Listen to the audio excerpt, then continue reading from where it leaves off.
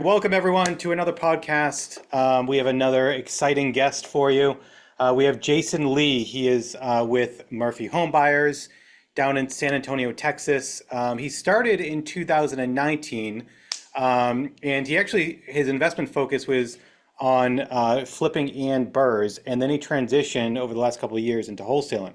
So we're going to get into, all the nitty gritty, how he got started, his direct to seller marketing strategy, and really dissecting that. So with that, welcome to the podcast, Jason.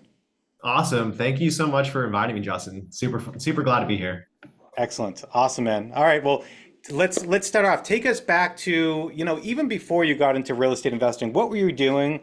What I guess most people are unhappy, maybe were unhappy or wanted to do something different than they were originally doing. So what was that shift in you? How did you find real estate and, how did you start to like navigate that space?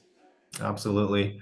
So I graduated college back in 2018 and I went to the Air Force Academy. And so if people know anything about the academies, school's free, you get your undergrad degree, but you commission, become an officer in the military, and then you pay it back by serving at least 5 years in the military.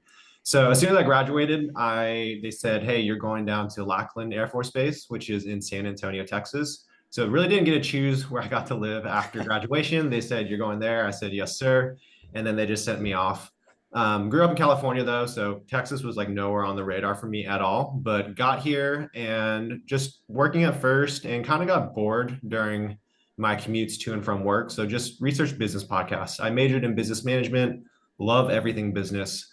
So wanted to just explore what, maybe side hustles or just something else out there just that I can do since I was a single guy, a little bit bored, want to make some extra money. So came across Bigger Pockets, which I'm sure is how a lot of people get started. I'm sure anyone knows about real estate, new experienced investors, they all know Bigger Pockets. So started listening to that and thought this seems doable. I don't really have much risk. I don't have a family. I'm a single guy. I have a pretty stable income with the military. So let's go ahead and give it a try. So spent about 3 to 4 months just basically absorbing and eating everything I could when it came to real estate information, was reading all the books, all the blogs, listening to podcasts, reached out to a bunch of different local investors, tried to invite them to lunch and just if they can give me a little bit of their time so that way, they can just pour maybe some knowledge and wisdom into me. I was eating all that up. And so I ended up connecting with a realtor, and she was also an investor as well. And so she helped me just start walking properties and placing offers. And I just placed offer after offer after offer on the MLS. Eventually landed an REO property or real estate owned property. So a property pretty much that was foreclosed on by the bank and they're trying to sell. And so that one was in January of 2019 is when I put that one under contract. And then bird it, kept it as a rental, still hold it today. And that was at least the start of my real estate journey. And then from there, since I was in the military, just flipping a property here, burning a property over here, and slowly building a momentum into pretty much what I'm doing today. That's awesome. That's what a great start. You got an REO. It's hard to Yeah. find today, though. Oh yeah. Um, awesome. So that was your first one. You got your feet wet. Did it need a lot of like take us through the process of you needed to rehab it, right? Was that new to you? How did you go find contractors? Yeah, if you can share more on that. Absolutely. So I think if I remember correctly, I think the purchase price was about $90,000. I was expecting 40K in rehab. It probably spent closer to 45, maybe 48K, somewhere around there. And then it appraised around 185. So the numbers looked great as far as It's finding pretty good. You kept the contractors. budget pretty Yeah, well. I pretty well. Yeah, I think the extra few thousand. I mean, luckily there were no major surprises. The extra few $1,000s, it had a pool, but I thought the pool was salvageable. Didn't really know much, and it was not whatsoever. So we had to fill it in, which costed a few grand. Hmm. But as far as contractors go, that one was, I tell everyone this, that's kind of your biggest unknown or the biggest kind of variable when it comes to flipping properties. I'm sure lots of people know someone that has a horror story when it comes to contractors. So for me, I pretty much, whatever Bigger Pockets was telling me to do, I pretty much went and implemented. Not that all of it was practical, but I didn't really know any better at the time. So for me, I was pretty much asking for any referrals. And anyone that had a referral, I would go and vet them, sit them down, ask them what their experience was, if I could walk a job site, just trying to do everything I can to, I guess, look out for any red flags. Hmm. And eventually I landed on someone that overall he was all right. Knowing what I know now, probably wouldn't use him, but he did get the job done for me. So yeah, I would just say pretty much like referrals. And I tell people for contractors in general, like referrals are the number one way to Yeah, find good contractors, hands down. absolutely. Yeah, yeah. I've had myself some very big horror stories Hmm. with contractors, and this is like 5 years into real estate investing. So, you still do run into them even after you have a lot of experience. Definitely. I Um, think, yeah, for me, I think 3 years in is when I had my worst one. So I already had a bunch under my belt, and then I had a contractor steal, I think it was like 80K or something like that. So well, that's very similar to mine. Like really, around the same amount, basically. We were into it. He like forged all of his insurance documents. He wasn't a contractor, and actually, it went to like court because he hmm. took a lot of other people's money. So he went to jail for like 10 years, Oh wow. because he stole so much from so many different people. So it was like a huge thing. Ah, But man. yeah, that's a tough learning lesson, especially with that much money. Oh yeah, definitely. Yeah. Cool. So, again, you had that property. You still own it today, and then that's got what got you started. So, take us through the process, like the first couple years. Were you finding most of them on market? So I was finding about maybe 25% on the market, and then the other 75% I was getting through wholesalers. Okay, so you started utilizing wholesalers. I did. So I Okay, was great. very new to Yep. everything. So I don't know if it's in they're in all the markets, but bigger markets, New Western is a big wholesaling Mm-hmm. company. Yep. And so I got connected with them, bought a couple deals from them, and then realized, they're not bad. They're just a bigger outfitter. And so tried to connect with some smaller guys that maybe have a little bit more meat on the bone. And so got connected with them. And so just tried to network as much as possible. And that's how I found most of the deals. Okay. So, at what point did you look at this and say, okay, I'm using wholesalers. When did you go direct to seller, and why? So I went direct to seller around 2021 was when I did my first deal in direct to seller. And that was because in 2019, 2020, I would say that there were a lot of good wholesale deals out there, and you can even find deals on the MLS. But as everyone knows, the market was starting to heat up in 2021. And so sellers, they wanted more money, and Hmm. that led to wholesalers and people just locking up deals to where maybe it was 80% of the ARV or just these higher, like less margin deals. And Yep. so when they were sending me this stuff, I was sifting through dozens and dozens, just no meat on the bone. There was just no way to make money. And people always say you make your money when you buy. I definitely believe Yep. that. So kind of just got frustrated. And I, at the time, had a great experience in the military, big advocate for the military, but I knew it wasn't for the forever for me. And I wanted to jump into real estate. So I had the realization of, hey, if I want to do something that's sustainable, I want to build something that I can jump to at the end of my 5 year commitment.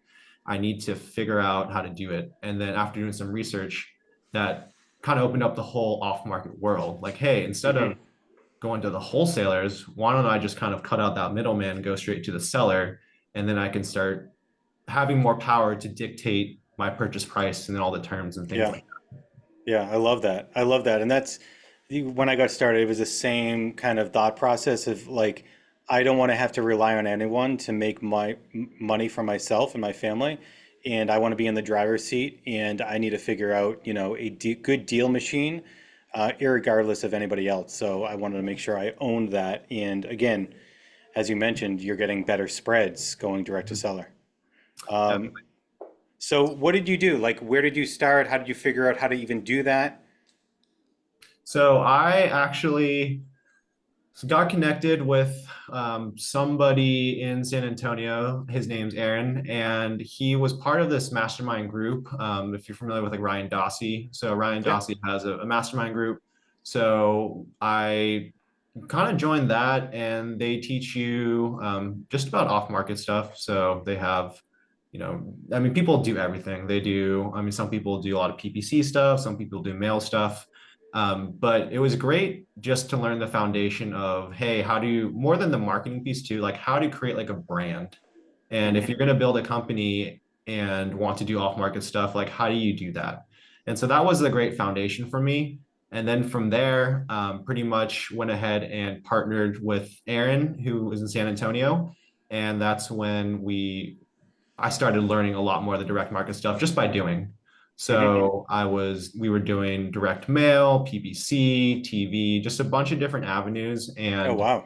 yeah, a lot of different things. And I'm kind of a big believer of you got to try something out and stick with it in order to know if it really works or not. And I Yeah. think that's something that I tell a lot of people when they're getting into the off market marketing directly to sellers is because I see a lot of people that say they want to send mail. They throw $500, $1,000, Hmm. $2,000 on mail one time, didn't get anything and say it doesn't work. Well, it's a lot of averages. You have to do that over 3, 4, 5, 6 months in order to see some of that stuff come back. Yeah. Absolutely. I think that's one of the most important lessons in any direct to seller marketing is consistency is key, right? You're Mhm, not going to see something right after first, batch of letters or PPC that you send out. You have to be consistent with it. mhm. And you did TV as well. You started with TV. So Wow. didn't yeah, I didn't start with it, but we eventually grew into it. And so it Yep. was just a channel that we liked because one, little less competition because it is a little bit pricier. And then Hmm. two, it just helped from a brand recognition standpoint and a legitimacy standpoint. It was Yep. always cool when we send our acquisition guys to someone's house, they get a piece of mail from us. They call us, we go to the house, and then literally while we're at the house, the TV pops up on the commercial. And That's it cool. can't get the branding can't get any better than that, right? Yeah. Yeah, that is huge. That is one, lesser known thing unless you're doing direct to seller marketing, the branding aspect. Mhm. That is the biggest thing because you are creating a rapport with somebody even before you get to their house or talk to them. So you're messaging how they view whatever, a mailer or marketing that you send to them. They're getting a perspective and you're building rapport with them. So they're either going to have a positive or negative influence, like impact from your mail. So you always want to have that positive impact. So with you on the front lines of sending that marketing, that's great. It should be making your life easier when you start connecting with them as you've already built that rapport. So that's awesome. And I think that's a lesser known thing that people don't really think about with direct to seller marketing. And especially if you're doing this in, this business for the long term, it's so important to have that branding. That is huge. That's absolutely huge. Yeah, So that's absolutely. I was gonna say so our logo is a dog, like just a kind of outline or silhouette of a dog. So we've become known in San Antonio, the local area, as like, oh, like you're the dog company, like you guys that's are the cool. dog company. That's And so, awesome. oh Yeah. yeah, That's big. Like the image, people remember an image much better than like a name. So it's always like putting that brand that you have all over the place and people remember you. That's amazing. That's really cool. So okay, so you started, trying these different avenues out. How long did you try them out and which ones did you find that you stuck with? Because maybe either they worked or it was much more in line with kind of what you preferred, I guess. so I pretty much tried most things out for, I would say 6 months is kind of what I try to target for. And so if I have a budget of $6,000, let's say, I will spread that out $1,000 each month rather than just trying to throw $6,000 all at once. So I'm just let me run through some of the stuff. So number one, cold texting. I've done some of that. There's been a lot more red tape put into place by a lot of the carriers recently. So we Hmm. just don't really want to touch that. We've strayed away from it. We probably won't be doing it in the future. And a lot of that goes back to the brand recognition and the brand name and the just the viewpoint when it comes with it too. So we don't want people thinking, oh, Murphy's the guys that spam us with texts. So we don't really do that. Same thing with cold calling. I think cold calling can be successful, but we just haven't put, I guess, enough time and energy to really test it out. So we don't do Hmm. that either. We do a good amount with online stuff. So between SEO and PPC. So I would say about a third of the leads or the deals for us come through PPC and SEO. Mails about another probably 50% of all of our deals come Oh, through mail. Yeah. okay. And I like mail because it's consistent. You can pick out what you target, and it is most overall the most consistent, and you can be consistent with the marketing. Whereas maybe something like TV is a good example, which I'll jump into next. TV, you kind of put it out there and whatever Yeah. comes in comes in. But Yeah. if I'm specifically targeting for, hey, I want 1970 houses or newer, I want this side of town, I want maybe it's absentee owners with equity or whatever it might be, then I can specifically target for that. Hmm. So mail we do and we like about 50% of deals again come from that. And then I would say about the other 10% of deals maybe come from TV, maybe 15% of deals come from TV. A little bit pricier, but we like it again because of what I said of the brand recognition and just giving us some credibility. And then we've tested out some pay per lead as well. There's anything need to sell my house fast is another company. I think Property Leads is another Yeah. one. There's a handful of other ones out there. Our experience with it has been sometimes it's good, sometimes it's not. So it Hmm. seems like sometimes it's quality leads, other times it's just all stuff that's listed on the market. Yeah. Okay. So we don't use it right now. We used it a little bit earlier this year. I think if you would like to supplement your leads, it's maybe a good idea, but I would never personally, I wouldn't rely on pay per lead. I like generating my own leads myself and Hmm. having that. If I need extra, then maybe go over there. Yeah, And because paper leads, can they sell you as well as somebody else the same lead? Are they doing that, or is it only specific, they're only selling it to one person or one company? so I don't really know the behind the scenes, but what I have heard is that they will maybe sell the lead to you, Justin, and then you maybe ask for a refund because it's listed on the market or because it's maybe it's just a mobile home, not they Yeah, don't own land, whatever. And then they'll take the lead back, give you a refund, but then they'll just go sell to me later and got sell to it. someone else and just do that until someone doesn't do the refund and then they get paid Interesting. for it. Okay, That's what I've heard, but I haven't verified. okay, okay. So you're doing again direct mail, TV, PPC, as well as SEO. Yeah, pretty much. And then something that we've started to integrate a little bit more now is actually door knocking. So Oh, interesting. Okay. yeah, mainly because we we have some guys on the team that just like they're hustlers and they just really get Hmm. after it. So I'm just trying to experiment and see if I can build out that system and process. And one thing that I'm pretty good at is just building systems. And I'm very much an integrator. So I think that we can build just a really good way to door knock that's just like super efficient because the biggest thing about door knocking is it's not expensive, but it's very expensive when it comes to time. And so Yeah, you're right. trading that time piece and sweat equity for saving some money. But I'm trying to see how we can do it the most effectively to where everyone's time is most utilized and most effective. Yeah, so just take us, because we don't have too many people that do door knocking. So take us through your process that you have right now. Like, do you have specific neighborhoods or are they specific properties that your door knockers are going to? So we're still building this out. This is something that we've been doing for maybe a month and a half now.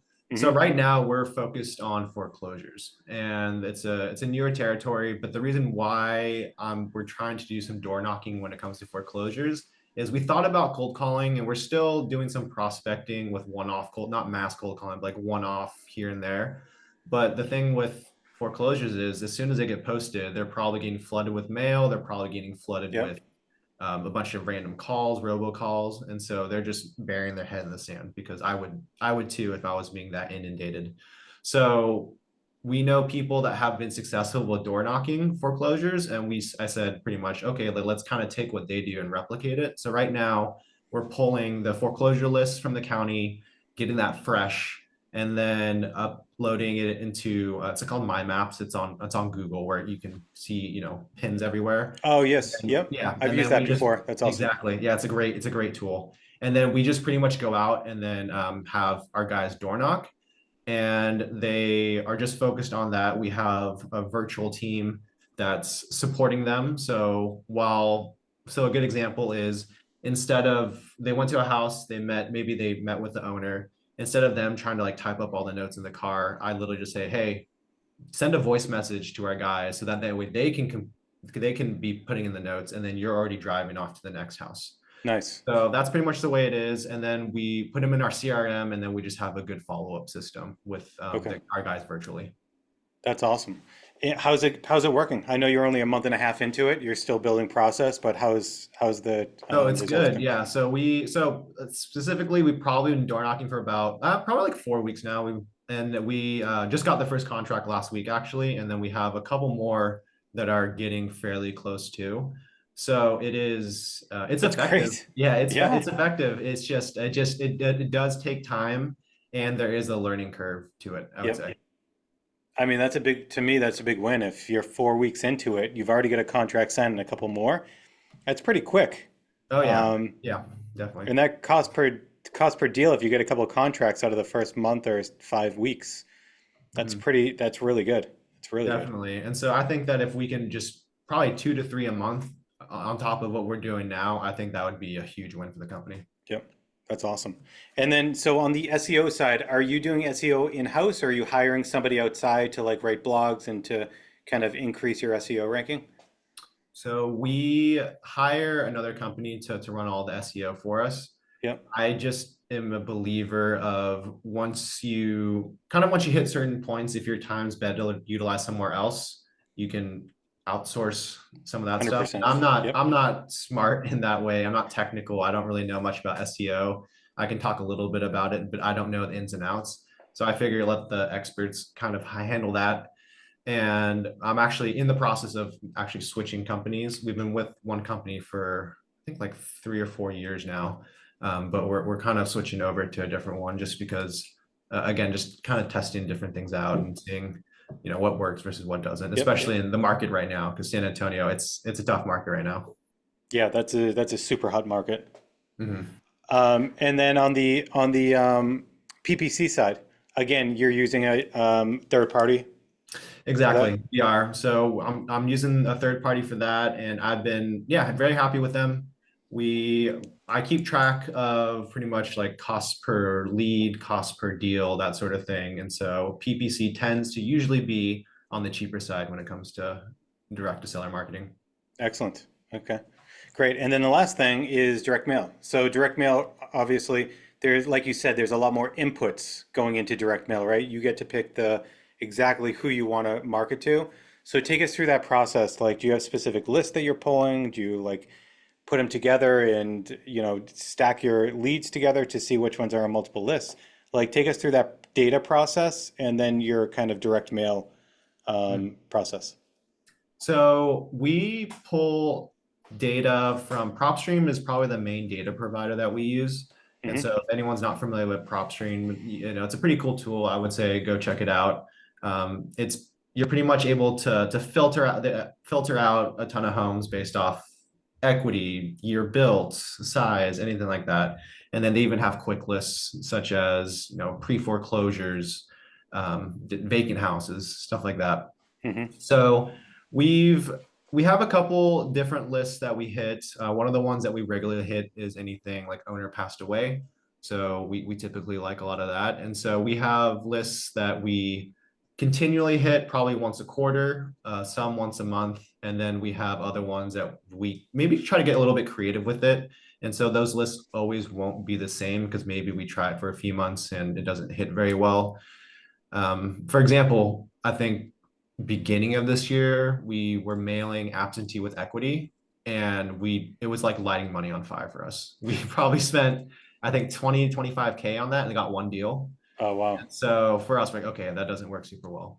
So I know lots of people that you reference like list stacking, and Hmm. we haven't played too much around with that. And for those who aren't familiar with it, basically it's when you try to stack different motivations. So it might be a list of divorced people, but of these divorced people, maybe these people are going through foreclosure as well. And maybe these people also have tax liens and so on and so forth. But yeah, that's pretty much what we do. And then we, like I said, try to mail them either like monthly or quarterly. And for some of the lists, such as owner passed away, we actually do like sequence mail. So if you guys on your thing, you have mail campaigns. Hmm. And so pretty much it's pretty cool because you can, instead of me having, if I want to follow up 6 times instead of me putting six separate orders, I can pretty much put one order in, say, hey, this is my one order. It's going to send six pieces of mail, and I can space it out however I want. Yeah. So something like owner passed away, we maybe will hit them six times, but I'll spread each letter, postcard, whatever, over, I don't know, maybe like 6 weeks apart or something. Hmm. Because if, grandma just passed away, some people are, they just want to sell it for super fast and get it over with. And then you have other people that need their time to grieve, process, what have you. And then maybe month 4 or 5 is when they're finally ready to make that decision. So that's a little bit of insight into what we do in our process of mail. That's great. And do you use different mailing products? Like I think you mentioned postcards and letters. So you vary up the type and the messaging that you're sending to them? Our main two pieces of mail, the first one is a handwritten letters, the personal handwritten letters, and I love that.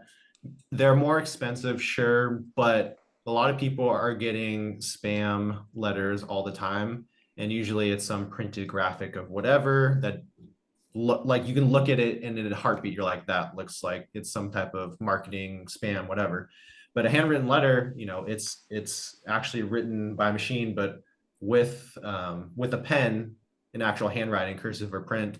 And so people are much more likely to open it, to actually read it, and usually we can see a higher response with that. So typically if we're hitting people for the first time, we'll probably use that. And then after that, for us, it's mainly postcards. So And I you're talking have about real penned, like the the real real hand. penned Mhm. letters with the robots. And Yes, do you mail them? Because I know a lot of times we ship them to the customer and then you mail it at your location. Are you doing that as well? I used to until you guys offered the, hey, we'll ship it for you. And I was like, yes, because I don't want to keep going to the USPS and be that guy that just has like this giant thing of, mail and Right, everything. mail. So I just have you guys do it now, if I'm gonna be Okay, honest. awesome. Awesome. But the second piece are postcards. So we do postcards mainly because for a lot of the follow-up stuff, because those handwritten letters can be pretty expensive. Yep. Postcards are a lot cheaper. I think for us, it's maybe like a third of the cost, so we can do more volume with that. Okay. And I have custom postcards that we created like for our brand.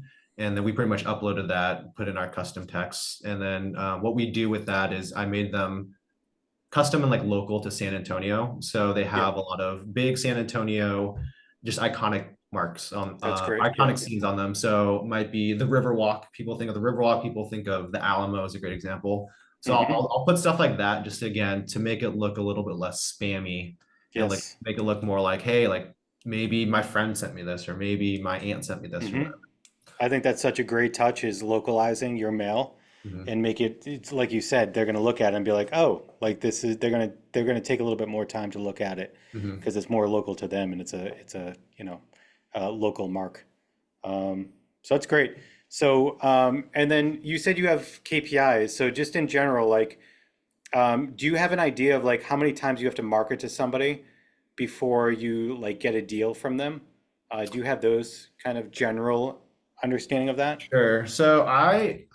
As so as far as my KPIs go, I actually don't track too much on like how many touches it takes. I track more just kind of based off of like the amount of money spent. Mm-hmm. So for this year, for example, I think I'm looking at it over here. So far, I think my cost per contract for on the mail side is about 2,500 bucks. Okay. So that way, so again, I'm not really tracking as many touches, but I know like, hey, roughly 2,500 bucks a mail, as long as I'm hitting the right lists and following up and doing all that sort of stuff right, should yield me a contract. And then from that, it's probably a little bit more, like maybe 3,000 or so for a deal, just because we have stuff with title issues and Yep. everything. That's great. Have you seen that cost per contract increase over the past couple of years? Or has it been steadily like kind of around the same? So it's kind of gone up and down as far as all the different marketing channels go. I think historically or last year mail was probably closer to 3 to 4K. This year it's actually been a lot cheaper for us. But Interesting. other stuff like I don't know, like TV is a good example. TV was pretty cheap for us last year and doing really well. And then this year TV wasn't doing as well.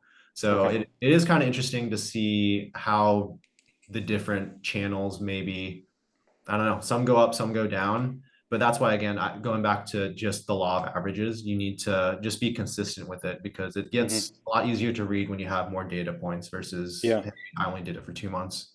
Yeah. Yeah. I also wonder too, if people that are calling from last year are like you're getting deals from them for them this year that you mailed to them last year as well. Um, That's yeah, that's definitely true because we once someone's in our CRM, we follow up with them until we get an FU nice. or just Yes. they're like, hey, take me off the list. Like I've asked you guys before. I'm like, okay, Yep. we'll do Yep. that. But if yeah, that's the big thing too, is you can spend all the money in the world on marketing, but if you're not following with the leads, you're not closing the deals, there's Yeah. something to be said there too. 100%. I think that's one of the biggest missed opportunities is a good follow-up process. I mean, I don't know about you, but for me, when I was really actively doing real estate investing, most of my deals came through follow-up. Mhm. And if I, slipped on that and didn't follow up with somebody, one of my competitors are picking those deals up from me. So that's really important. Oh yeah. Um, Great. So, you know, understood your kind of whole trajectory of where you started, where you are today. So, what's kind of for this year? Did you have like specific goals that you wanted to hit? Kind of, are you on track to hit those? And like, what's the future for you and your company? So this year our goal was trying to do 12 deals a month. That was a goal. And since then, we've kind of scaled back a little bit, and a lot of that had to do with the market shifting. Hmm. In San Antonio, I think this is the slowest this market has been probably in I think it's the last 13 or 14 years is what they're saying. So a pretty long time as far as just stuff sitting on the market, days on market, that sort of thing. So we're trying to do a little bit less deals, but with bigger margins. So Yep. maybe before we were running stuff at 70 to 75% ARV minus some repairs. Now it's, hey, we're 60 to 70%. And so we're trying to do that. And also, with that being said, the reason why we're doing maybe some door knocking and some of that other stuff is because we're trying to do some lower cost marketing methods as well, sprinkle some of that Yeah. in order to try to keep our overhead down. So as far as the rest of this year goes, I mean, I think right now about 8 deals a month is probably what we're looking at. And That's then great. next year, if we can just slowly grow again to maybe like 10, maybe 12 deals a year, that's pretty good. And we're mainly focused on wholesaling right now. So we were flipping a lot before, mainly wholesaling now. So if the goal is average fee about 20K, right now it's probably closer to about 15 or so, but wanted to get close to that 20 mark. Yeah, that's great. And your ability to shift and move and not be held to like your goal of like, okay, we have a goal of 12 deals per month. Mhm. That's what we have to stick with. I applaud you for like shifting with the market. You identify that market is shifting, you need to do something differently to make sure that you're shielding yourself from any potential risk. So making your, underwriting a little bit more strict, reducing the number of deals, but still your profit could be around the same. You're doing less deals though, and you've kind of have a different strategy going from rehabbing, where you're holding it for a longer period of time, to wholesaling, where either you're holding it, I'm not sure if you're doing assignments or double close, but for much less time. So with the shifting market, I think that's really, really smart. And that's a lesson that we had to learn a little bit the hard way, actually. So because this is the first, I don't know if we call it recession, but the first time that economy has kind of slowed in my at least adult life. Because last time the big crash of '08, I was 12 years old. So I obviously was not really affected by that. And so I see a lot of the people with more experience and how they are operating things. And I was a Yeah, little bit naive, I would say, last year when I was just like, oh, you can't slow down when others are scared. You have to be greedy, that sort yeah, of thing. yeah. And so we ended Warren up, like I Buffett. said, we were flipping a lot and we were owning a lot of properties. And then now I'm pretty much just like, okay, I need to like offload this stuff. And that's why we shifted more to wholesaling because I'm like, cool. I think at one point we were holding like, 20 or so properties, whether it's Wow. wholesaling or flipping and all that sort of stuff. Yeah, And so if you're losing money, 5, 10, 15K on one deal, that's fine. But you multiply that by 20, you really get hurt. So yeah, yeah, you definitely learn that's lessons. scary. And I would Yeah, say, yeah, it's super important to just look at the people that have been around the block for a while and just kind of monitoring what they're doing because there's a reason why a lot of them are doing what they're doing. yeah, that makes a lot of sense. How big is your operation right now? How many people do you have in the team? So we have let's see. So locally, including myself, we have 5 guys on the team. So we have two acquisition managers, one Mhm. lead manager, one disposition manager, and then me. And then we have two VAs as well. So Okay. they help with a little bit more, I would say, the bookkeeping, back end admin stuff, and then a little bit of prospecting for us as well. That's awesome. That's awesome. What a big change from what when you started in 2018 thinking about real estate and now you got a full-fledged business and multiple deals a month. That's pretty awesome. Yeah, I appreciate that. I just say I'm super blessed. I'm super blessed to have ended up in San Antonio, and I think it's a great market, especially when you're starting off to invest in because price points are a lot lower than maybe California, for example. And just blessed that I met the right people, blessed that I have a great wife that supports me in all this. Yeah, and just meeting great people like you. It's just it's fun, and I'm super excited and glad that I made that jump from the military. That's awesome. So happy to hear that, really. So with parting words, any advice or any recommendations you give to, newbies going into, real estate investing or direct to seller marketing? Anything that you would help them out with any advice? Two things. One is, like I said before, get connected with good people that are actually doing stuff. So I know that there's a lot of fluff and a lot of guru type people out there on the internet that they look like they have because they have 100, 200,000 followers. They look like they're doing stuff, but just go to the county records, like look up their company. What have they bought? Like if you search up Murphy Home Buyers, you can find that we buy stuff and we're in Bear County, but all the surrounding counties as well, right? We have pages of stuff. So get connected with the people that actually do stuff and work for them and like don't ask for anything. Just learn by being near them, one.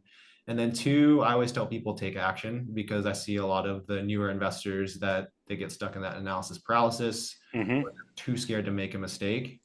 And at a certain point, like you just got to jump, you just got to do it. And Yeah. obviously make smart decisions and be informed. But at a certain point, don't be that guy that's saying you're going to flip a house or send mail and it's 3 or 4 years later and you're Yeah. going to the same real estate meetup saying the same thing. Yes, we all know those people in the So, events.